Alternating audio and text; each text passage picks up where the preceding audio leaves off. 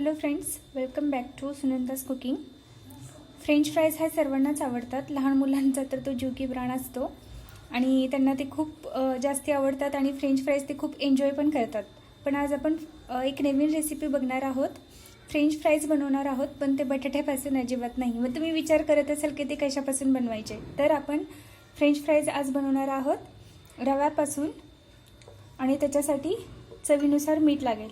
एवढे दोनच गोष्टी आपल्याला फ्रेंच फ्राईज बनवण्यासाठी लागणार आहे. हे खूप छान होतात, एकदम क्रिस्पी क्रंची होतात आणि खूप चविष्ट लागतात. मुलं जसे आपले बटाट्यापासून बनवलेले फ्रेंच फ्राईज असतात ते एन्जॉय करतात, तसेच हे सुद्धा फ्रेंच फ्राईज एन्जॉय करतील. तर आपण पाहूयात रव्यापासून फ्रेंच फ्राईज कसे बनवायचे. अशा छान आणि अमेझिंग रेसिपी बघण्यासाठी माझ्या चॅनलला सबस्क्राईब करा, शेअर करा आणि नोटिफिकेशनचे जे बटन आहे त्याला क्लिक करा, म्हणजे अशा छान छान रेसिपी तुम्हाला पाहायला मिळतील. चला तर मग आपण स्टार्ट करूयात फ्रेंच फ्राईज कसे बनवायचे रव्यापासून. मी इथे 1 वाटी रवा घेतला आहे आणि 1 वाटी गरम पाणी आपल्याला उकळत ठेवायचं आहे आणि त्याच्यामध्ये हा रवा मिक्स करून तो हळूहळू हलवत जायचा आहे, जेणेकरून त्याचा एक घट्टसर असा गोळा होईल आणि त्यामध्ये चवीनुसार आपल्याला मीठ घालायचं आहे. तर मी आता हे ॲड करत आहे. पाणी आपले छान गरम झालेलं आहे. आता आपण त्याच्यामध्ये रवा मिक्स करून घेऊया आणि हे सतत हलवत राहूया, जेणेकरून त्याच्यामध्ये गुठळ्या किंवा गाठी तयार होणार नाहीत.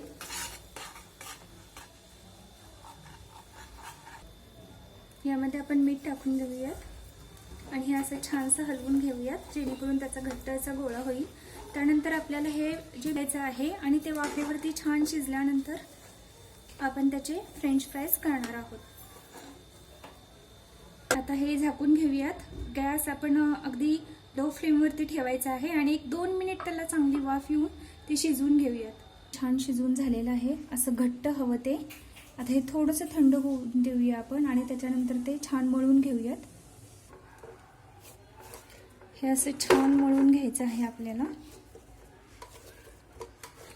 ते हाताला नाही चिटकत, त्यामुळे तेल वगैरे लावण्याची अजिबात गरज नाही.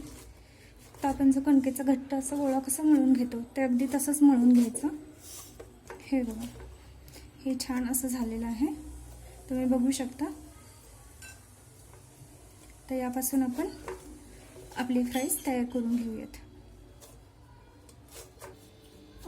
असा एक छानसा गोळा, म्हणजे जे आपलं सगळं जे पीठ होतं त्याचे असे आपण छानसे 2 गोळे करून घेऊयात आणि जसे आपण चपाती लाटतो किंवा पोळी लाटतो त्याप्रमाणेच आपल्याला ते पूर्ण पोळपाटावरती असं वाटून घ्यायचं आहे. पण ते आपल्याला जाडसर लाटायचं आहे.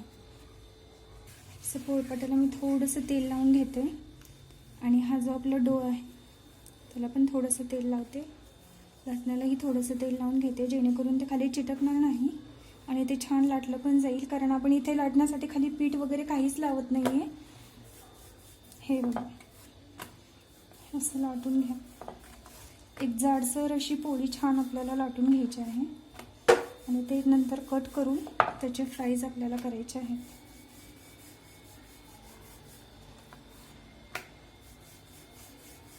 जास्त पातळ नाही लाटायची आपल्याला ती.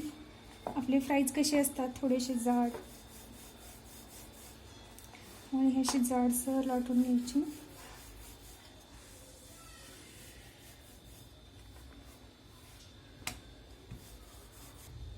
ही बघा, ही अशी जाडसर लाटून घ्यायची, साधारणतः एवढी जाड. आता ही आपण कट करून घेऊया आणि याचे फ्राईज जे असतात त्या शेपमध्ये त्याला कट करून घेऊया चाकूच्या साहाय्याने.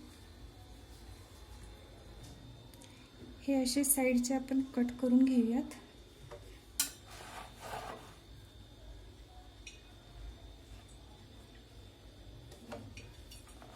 म्हणजे आपल्याला फ्राईजचा जसा शेप असतो तो शेप व्यवस्थित देता येईल. साधारणतः हे असं मी कट करून घेतलेलं आहे, जेणेकरून आपल्याला फ्राईज व्यवस्थित कट करता येतील. असे फ्राईज तुम्ही कट करून घ्या.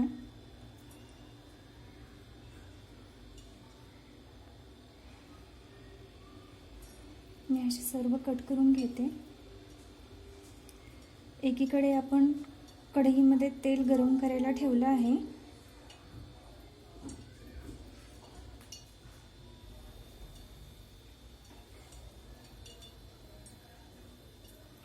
असे आपण छान कट करून घेऊयात. खूप छान लागतात, क्रंची होतात, क्रिस्पी होतात आणि त्याची टेस्टही खूप छान असते. मुलांना तर अगदी खूप जास्ती आवडतात.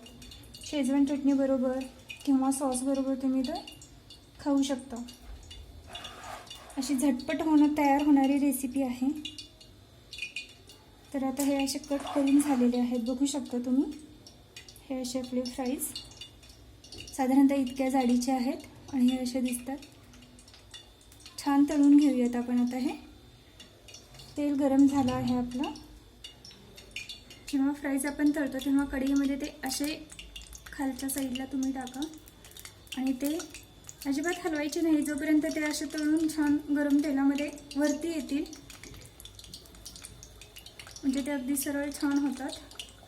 मी असे टाकत आहे कढईमध्ये. बघा, तेल आपले छान गरम झालेलं आहे आणि एक एक फ्राईज अशी गरम तेलामध्ये असे वरती आले तर मग ते आपण हलवू शकतो. मंद आचेवरती तळा, जेणेकरून ते क्रिस्पी होतील.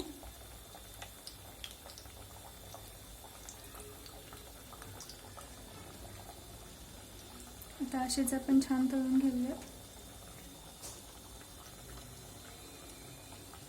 तेलामध्ये आपोआप वरती आलेले आहेत, म्हणजे मी तोपर्यंत त्याला अजिबात हलवलं पण नाही. असे छान मस्त गोल्डन ब्राऊन होईपर्यंत आपल्याला ते तळून घ्यायचे आहेत. झटपट काय बनवायचं असा जेव्हा विचार असतो आपल्या मनात, तर ही रेसिपी तुम्ही नक्की ट्राय करा आणि ते सगळ्यांना आवडणारी आहे. पटकन होते, जास्त वेळ नाही लागत.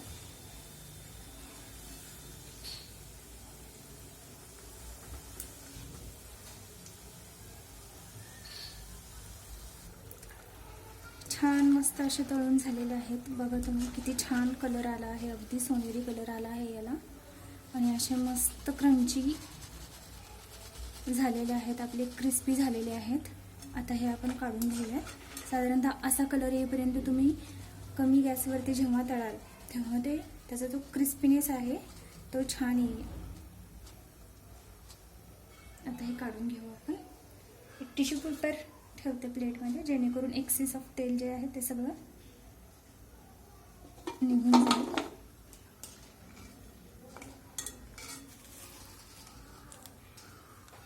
खूप मस्त दिसतात. आता उरलेले सगळेच असे छान आपण तळून घेऊयात. असेच हे उरलेले सगळे जे आहेत बाकीचे ते छान गोल्डन ब्राऊन होईपर्यंत आपण तळून घेऊयात.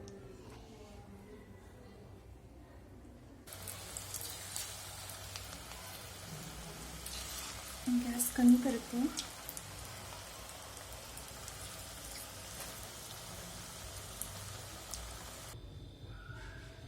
आता हे आपले सगळे फ्राईज रेडी आहेत. बघू शकता तुम्ही किती छान झालेले आहेत. कलरही त्याचा छान आला आहे आणि हे अगदी क्रिस्पी क्रंची झाले आहेत.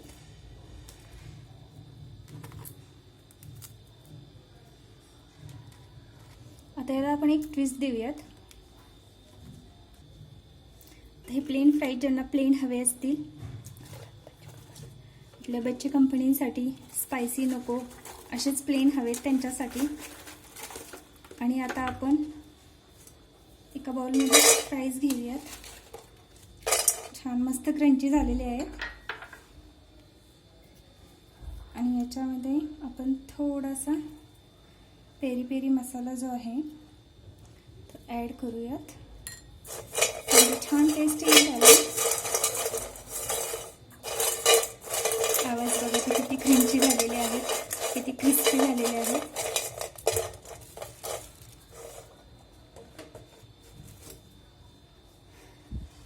आता हे फ्राईज विथ पेरी पेरी मसाला, मस्त टेस्ट लागते याची. आणि आता शेवटचा ट्विस्ट म्हणजे थोडासा चाट मसाला ॲड करा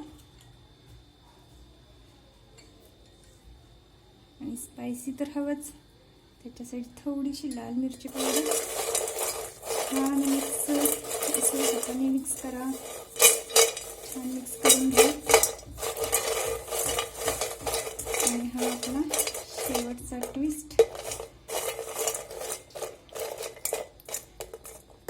आहे आपले fries, plain fries, fries with peri peri आणि फ्राईज विथ चाट मसाला. आता हे आपले फ्राईज रेडी आहेत, प्लेन फ्राईज. वेगवेगळे फ्लेवर्स आपण त्याला दिलेले आहेत सगळ्यांच्या टेस्टनुसार.